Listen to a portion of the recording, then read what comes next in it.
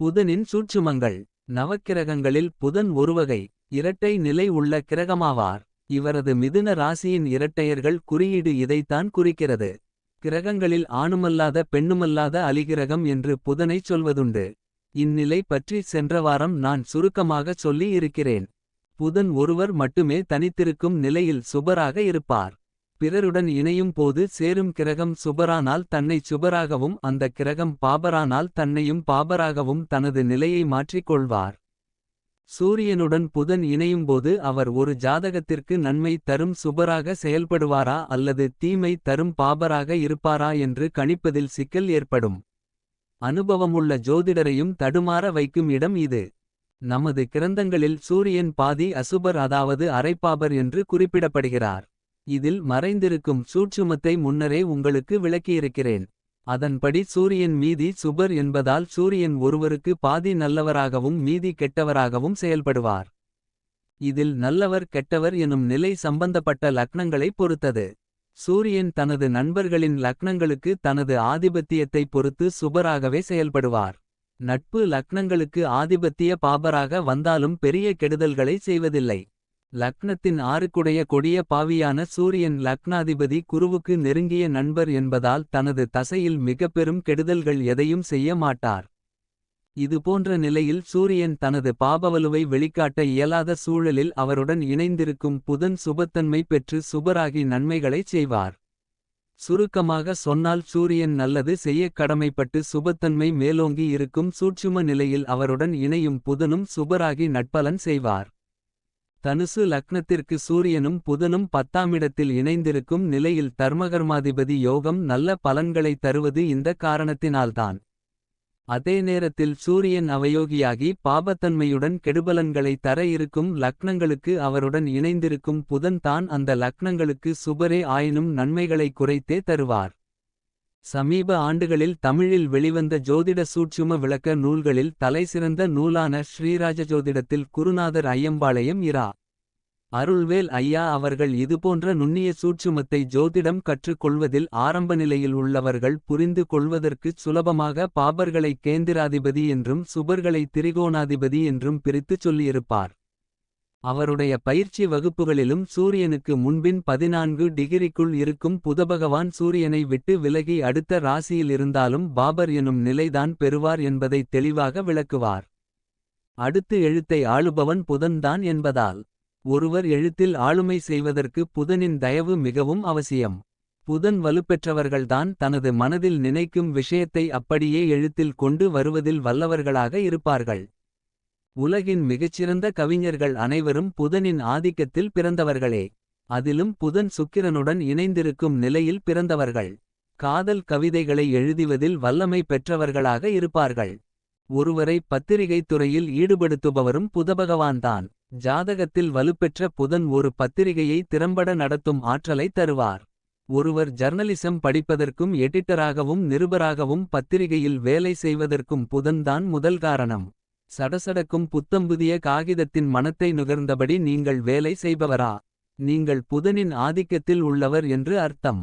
அதேபோல அரசியலை அலசுவதற்கும் அதை விமர்சிப்பதற்கும் தேவையான தீர்க்கமான அறிவும் தொலைநோக்கு பார்வையும் புதனால்தான் தரப்படுகிறது. அரசியலில் நாளை என்ன நடக்கும் என்று சொல்வதற்கு தன்னைச் சுற்றி நடப்பவைகளை உள்வாங்கி விருப்பு வெறுப்பின்றி கணிக்கும் திறன் தேவைப்படும். இந்த திறமையை தருபவர் புதன். நாளை என்ன நடக்கும் என்று கணிக்கும் திறனுக்கு புதன்தான் அதிபதி என்பதால்தான் ஜோதிடர்களும் புதபகவானின் ஆதிக்கத்தினுள் வருகிறார்கள். புதனின் மிதுனம் கன்னி லக்னங்களில் பிறந்தவர்கள் கணிப்பு திறனுக்கு பெயர் போனவர்களாகவும் அடுத்தவர்கள் எந்த சமயத்தில் எப்படி செயல்படுவார்கள் என்பதை முன்கூட்டியே உணர்ந்து கொள்ளும் அறிவாளிகளாகவும் இருப்பார்கள். ஒருவர் சிற்பியாவதற்கும் முழு முதல் காரணம் புதபகவான்தான். ஓவியம் சிற்பம் போன்ற பிரதிபிம்பங்களை உயிருள்ளவை போல காட்டும் துணுக்கமான கலைகள் புதனுக்குச் சொந்தம். அதேபோல கணிதத்தில் 100க்கு 100 எடுப்பவர்களும் புதன் வலுப்பெற்ற மாணவர்கள்தான். புதனின் இரட்டை நிலையில் இன்னொன்றையும் குறிப்பிடலாம். ஒரு ஜாதகத்தில் புதன் நீசநிலை பெற்று பங்கமாகி நீசபங்க நிலையில் மீனத்தில் இருந்தால் சில குறிப்பிட்ட நிலைகளில் அந்த நபருக்கு கல்வியில் தடை ஏற்பட்டு பள்ளியிறுதி வகுப்பு வரை மட்டுமே படிக்கும் வாய்ப்பு கிடைக்கும். அதே நேரத்தில் பள்ளியில் தொடர்ந்து படிக்காத அவர் அனுபவ அறிவில் கல்லூரியில் படித்தவரை விட மேலான நிலையில் இருப்பார். சகல விஷயத்திலும் பாண்டித்யம் பெற்றிருப்பார். மேலும் கல்லூரியில் படிக்காத அவர் சரளமான ஆங்கில அறிவும் பிறமொழி அறிவும் பெற்றிருப்பார். இவையெல்லாம் புதனின் இரட்டை நிலைகளே. மிகச்சிறந்த வியாபாரிகள் புதனால்தான் உருவாகிறார்கள். புதன் நாவன்மையை குறிப்பவர் என்பதால் ஒருவர் தனது வாடிக்கையாளருடன் திறமையாக பேசி தன் தொழிலை வளர்த்து கொள்வதற்கு புதனே காரணம். இயற்கை சுபக்கிரகங்கள் கேந்திரங்களுக்கு அதிபதியாகும் போது ஏற்படும் கேந்திராதிபத்திய தோஷம் புதனுக்கு அதிகமாக உண்டு. தனுசு மீனலக்னங்களுக்கு அவர் கேந்திராதிபதியாகவும் பாதகாதிபதியாகவும் அமைவார் என்பதால் மேற்கண்ட 2 லக்னங்களுக்கு மட்டும் 7ஆமிடத்தில் தனித்து எவருடைய சேர்க்கையும் பார்வையுமின்றி வலுப்பெறும் நிலையில் அவருடைய தசையில் மணவாழ்வில் கெடுதல்களையும் சிக்கல்களையும் வாழ்க்கை இழப்பினையும் செய்வார். தனுசு மீன லக்னங்களுக்கு அவருடைய 4 10ஆம் கேந்திர நிலைகளில் தனித்திருந்தால் இதே பலன்தான். ஆனால் கேந்திராதிபத்திய தோஷத்தோடு பாதகாதிபத்தியமும் சேரும் நிலையில் மட்டுமே அவருடைய கெடுபலன்கள் தூக்கலாக இருக்கும். அவர் ஆட்சி நிலை அடைவார் என்றாலும் தனித்திருந்தாலும் மிகப்பெரிய கெடுதல்களை அவர் செய்வதில்லை. இதற்கு அவர் லக்னாதிபதி என்பதும் ஒரு காரணம். ஆனால் மிதுன லக்னத்திற்கு அவர் 4ஆம் வீட்டில் ஆட்சி மூலத்திரிகோணம் உச்சம் என்ற 3 நிலைகளை அடைந்து தனித்திருப்பது நல்ல நிலை அல்ல. என்னுடைய அனுபவத்தில் எவருடனும் சேராமலும் இங்கு தனித்து உச்சமாகும் புதபகவான் மிதுன லக்னத்திற்கு கேந்திராதிபத்திய தோஷத்தை கண்டிப்பாக செய்யவே செய்கிறார். இந்நிலையில் 4ஆமிட ஆதிபத்தியங்களான வீடு வாகனம் தாயார் கல்வி போன்றவைகளும் புதனின் காரகத்துவங்களும் குறைவுபடும். எனவே தனித்திருக்கும் புதன் விஷயத்தில் பலன் சொல்லும் போது கவனமாக இருப்பது நல்லது. புதன் சூரியனை தன்னுடைய முதன்மை நண்பராக கருதுவதால் மிதுனம் கன்னி லக்னக்காரர்களுக்கு சூரியதசையில் கெடுதல்கள் நடப்பதில்லை. புதபகவான் யோகம் அளிக்கும் நிலையில் இருந்து தசை நடத்தினால் ஒருவரை மிகச்சிறந்த உயர்நிலைக்கு கொண்டு செல்வார். அதே போல 10ஆமிடத்தோடு சுபத்துவம் பெற்று அவர் சம்பந்தப்படும் நிலையில் சொல்லிக் கொடுக்கும் துறையில் இருக்க வைப்பார். மிகப்பெரிய கல்வி நிலையங்களை நடத்துபவர்களின் ஜாதகங்களில் வலுப்பெற்ற புதபகவான் 10ஆமிடத்தோடு தொடர்பு கொண்டிருப்பார். அதேபோல கல்வி நிலையங்களை நடத்துபவர்கள் அவற்றில் பணிபுரிபவர்களின் ஜாதகங்களில் சொல்லிக் கொடுக்கும் காரகத்துவத்தையுடைய இன்னொரு கிரகமான குருபகவானின் இணைவோ பார்வையோ சம்பந்தமோ இருக்கும். உறவுகளில் தாய்மாமனை குறிக்கும் கிரகம் புதன்.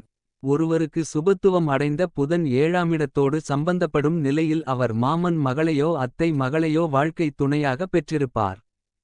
சேர்ப்பவர்களையும் புதனே குறிப்பவர் என்பதால் ஜாதகத்தில் சுபத்துவத்துடன் அவர் பெற்றுள்ள வலிமையை பொறுத்து ஜாதகரை மிக உயரிய வெளிநாட்டு தூதர் பதவி முதற்கொண்டு தபாலை சைக்கிளில் கொண்டு செல்லும் தபால்காரர் கூரியர் பாய் வரை ஈடுபடுத்துவார். அடுத்த வியாழன் புதனின் இன்னும் சில நிலைகளை பார்க்கலாம்.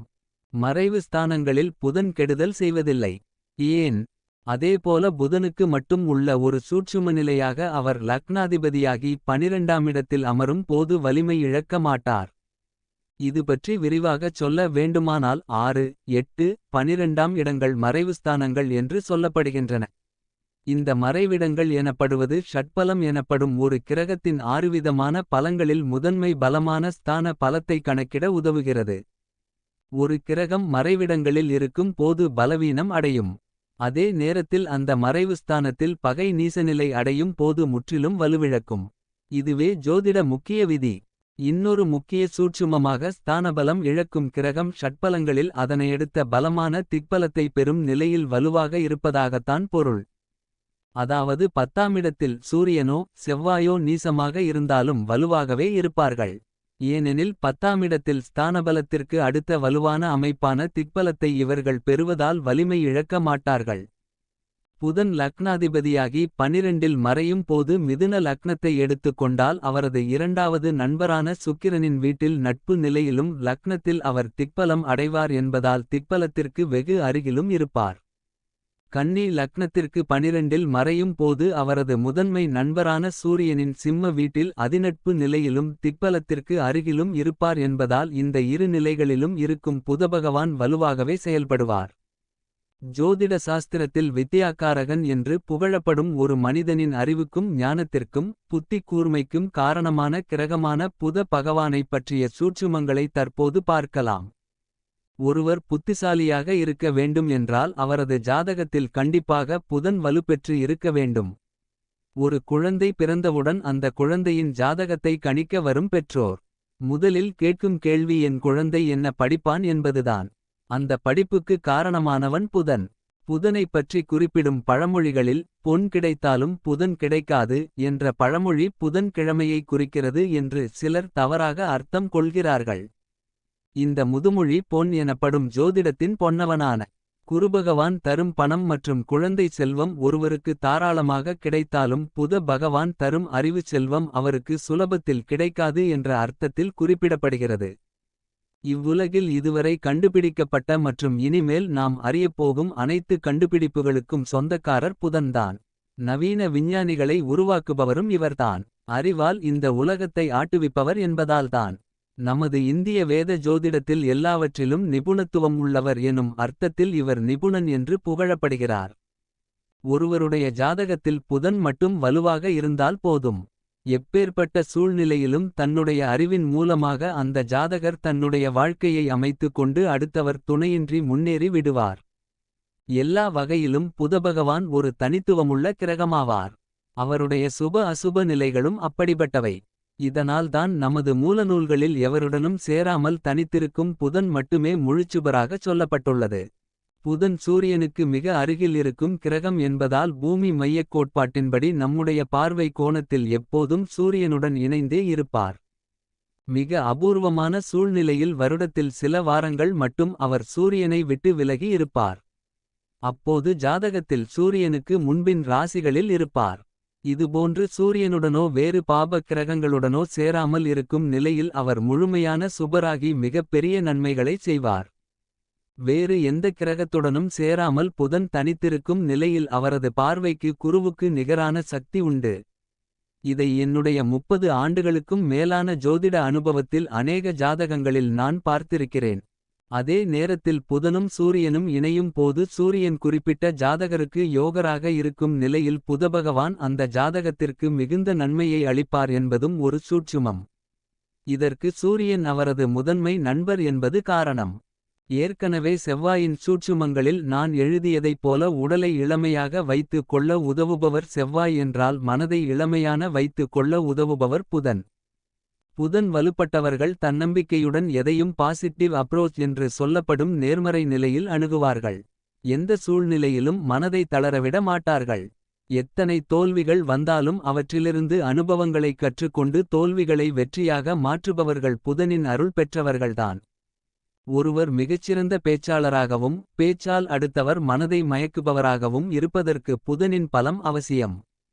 பெரிய வியாபாரிகள், மேடை பேச்சாளர்கள், பட்டிமன்ற நடுவர்கள், நகைச்சுவை நடிகர்கள், அறிவுபூர்வமான விவாதம் செய்பவர்கள், கணக்குத் துறையினர் உள்ளிட்ட பலர் புதனால் உருவாக்கப்பட்டவர்கள்தான்.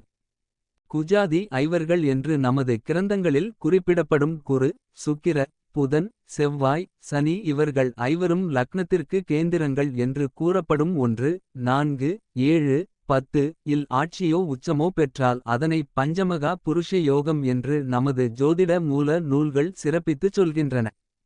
இதில் புத பகவான் தரும் யோகத்திற்கு பத்ர யோகம் என்று பெயர். இதில் காமத்திற்கு காரணமான சுக்கிரன் மட்டும் சந்ததிவிருத்திக்கு அனைவருக்கும் காமம் தேவைப்படுவதன் பொருட்டு அனைத்து லக்னக்காரர்களுக்கும் கேந்திரங்களில் ஆட்சியோ உச்சமோ பெறுவார். வேறு எந்த கிரகத்திற்கும் இந்த விசேஷமான அமைப்பு இல்லை. இதைப்பற்றி சில வருடங்களுக்கு முன் நான் எழுதிய மாளவிய யோகம் பற்றிய கட்டுரையில் விளக்கியிருக்கிறேன். அடுத்து வரும் சுக்கிரனை பற்றிய விளக்கங்களில் மீண்டும் இதை சொல்கிறேன். அதுபோல குரு செவ்வாய் சனி ஆகியோர் சரம் ஸ்திரம் ஆகிய 8 லக்னங்களுக்கு மட்டுமே யோகம் தருவார்கள். ஆனால் புதபகவான் மட்டும் அரிதிலும் அரிதாக வெறும் 4 லக்னங்களுக்கு மட்டுமே, அதாவது உபய லக்னங்களுக்கு மட்டுமே பத்ரயோகத்தை அளிப்பார். இது ஒன்றே நவக்கிரகங்களில் இவரது பெருமையையும் மனித வாழ்வில் அறிவின் அத்தியாவசியத்தையும் காட்டும். படைப்பு கடமைக்காக அனைவருக்கும் காமம் தரப்படுகின்ற நிலையில் அறிவு மட்டும் பூர்வ ஜென்ம கர்ம வினையைப் பொறுத்து வெகு சிலருக்கு மட்டுமே தரப்படுகிறது. நம்மில் சிலர் மட்டுமே மிகச்சிறந்த அறிவாளிகளாக இருப்பதன் காரணம் இதுவே. இன்னும் ஒரு ஜோதிட சூட்சுமத்தையும் தெரிந்து கொள்ளுங்கள். அறிவு ஓங்கி நிற்கும் நிலையில் அங்கே அற்பசுகங்களுக்கு இடமில்லை என்பதை காட்டவே அறிவுக்கு காரகனான புதன் உச்சம் பெறும் கன்னி ராசியில் சிற்றின்பகாரகன் சுக்கிரன் நீசமாகி வலு இழக்கிறார். புத்தி மழுங்கடிக்கப்பட்டு சிற்றின்ப சுகம் ஓங்கி நிற்கும் நிலையில் அறிவுக்கு அங்கே இடமில்லை. அங்கே அறிவு வேலை செய்யாது என்பதை குறிக்கவே காலபுருஷனின் படுக்கையறை எனப்படும் அயன சயன போகஸ்தானமான மீனத்தில் போகக்காரகன் சுக்கிரன் உச்சமாகும் நிலையில் புத்திக்காரகன் புதன் நீசமடைகிறார். இதுவே புதனின் உச்ச நீச தத்துவம். மேலும் நவக்கிரகங்களில் தன் சொந்த வீட்டில் ஆட்சி உச்சம் மூலத்திரிகோணம் என்ற 3 நிலைகளை ஒருசேர பெறுவதும் நீசமடையும் பொழுதும் தன் சுயநட்சத்திரத்தில் வலுப்பெறுவதும் புதன் ஒருவர் மட்டுமே. மற்ற இரு ஆதிபத்திய கிரகங்கள் அனைவரும் 2 இடங்களில் ஆட்சி ஒரு இடத்தில் உச்சம் என 3 இடங்களில் பலம் பெறும் நிலையில் புதபகவான் 2 இடங்களில் மட்டுமே வலுப்பெறுவதால்தான் அவர் உபய லக்னங்களுக்கு மட்டும் பத்ரயோகம் அளிக்கும் நிலைக்கு உள்ளாகிறார். புகழ்பெற்ற ஜோதிடர்கள் அனைவரும் புதபகவானின் அருளை பெற்றவர்களே. புதன் கன்னியிலோ மிதுனத்திலோ மீனத்தில் நீசபங்கம் பெற்றோ பலமாக அமைந்த பலர் புகழ்பெற்ற ஜோதிடர்களாக இருக்கின்றனர். சந்திரகேந்திரத்தில் நிற்கும் புதனுக்கு அதிக வலிமை உண்டு. சூரியனை விட்டு விலகி அவரால் அதிக தூரம் செல்ல முடியாது என்பதால் புதனுக்கு அஸ்தங்க தோஷம் இல்லை என்று மகாபுருஷர் காளிதாசர் கூறுகிறார். அனுபவத்திலும் அது சரிதான்.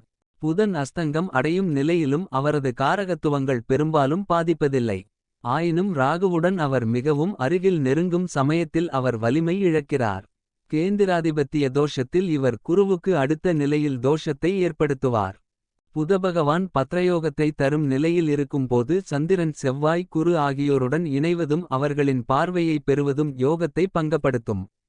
என்னதான் குரு பார்க்க கோடி நன்மை என்றாலும் புதனுக்கு அவர் ஆகாதவர் என்பதால் சில நிலைகளில் குரு புதனை பார்ப்பது புதனின் தனித்துவத்தை பலவீனப்படுத்தும். புதன் கேந்திராதிபத்திய தோஷம் பெரும் நிலையில் தனித்து இருந்தால் ஜாதகரை பெரும் துன்பங்களுக்கு ஆளாக்குவார். கன்னிராசியில் அவர் வக்ரநிலை அடையாமல் இருப்பதும் மிகவும் முக்கியம். உச்சநிலையில் வக்ரம் பெறுவது நீச நிலையையே தரும் என்பதால் கன்னியில் வக்ரம் பெறும் புதனால் முழுமையான யோகத்தை தர இயலாது. சமீபகாலங்களில் மிகவும் புகழ்பெற்று வரும் ஐ.டி. இத்துறை எனப்படும் கணிப்பொறி மென்பொருள் சம்பந்தப்பட்ட துறைகளை குறிப்பவரும் புதபகவான்தான். புதனின் மிதுன கன்னி லக்னங்களில் பிறந்தவர்களே பெரும்பாலான மென்பொருள் மற்றும் கணினி ஆய்வாளர்கள். கணினி இல்லையேல் அதன் சாப்ட்வேர் இல்லையேல் இன்று உலகமே இல்லை என்ற வார்த்தையை சிறிது மாற்றி புதன் இல்லையேல் உலகு இல்லை என்றும் சொல்லலாம். புதனின் பிறப்பில் உள்ள சூட்சுமம் என்ன? ஒருவருடைய மனத்தை ஆள்பவன் சந்திரன். அவரின் புத்திக்கு அதிபதி புதபகவான்.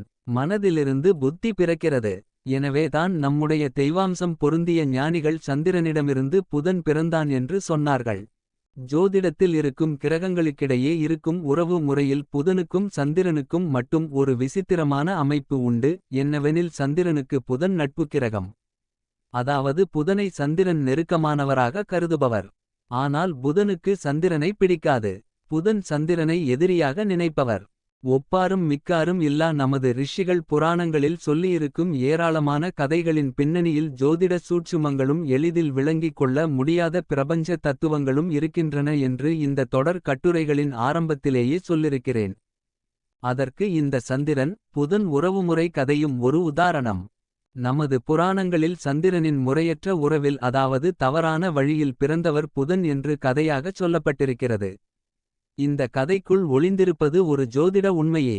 2 கிரகங்களுக்கிடையே இருக்கும் நட்பு பகை உறவுமுறையில் ஒரு கிரகம் மற்றொன்றுக்கு நட்பு அந்த மற்றொன்று முதலாம் கிரகத்தை பகையாக கருதும் என்று புரிந்து கொள்ளச் சிக்கலான ஜோதிட உண்மையை கற்றுக் கொள்பவனுக்கு தெளிவாக விளக்கவே நமது ரிஷிகள் சந்திரனின் முறையற்ற கள்ளத்தொடர்பால் பிறந்தவர் புதன் என்ற கதையைச் சொன்னார்கள்.